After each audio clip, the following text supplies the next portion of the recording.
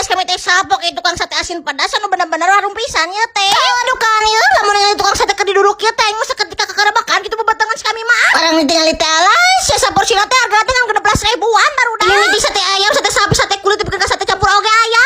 Baru keur teh sambalna heuh eta mah mantap. Ijik mah 50 juta kali barudak. Ieu teh mah lada-lada teh. Ya lo mang hiji suaban ge aya mah geus bener-bener sehat si ladana teh. Oh deui si sate kulitna malas, aing mah bener-bener gurih-gurih nyoy ya mah. Si kulit teh meuni putus ka rebek ieu si ukuranna teh. Oh deui lamun si kadaharana badang samu malas, aing mah bener-bener tabangeuna. Rebek teh di tanggal 17/28 teh ternyata sambal ieu teh gratis sepuasna barudak rek nyokot sakintal ge teh nanaon cek si mangna teh. Geli asina teh waduh kan. Teh mendingan pisan.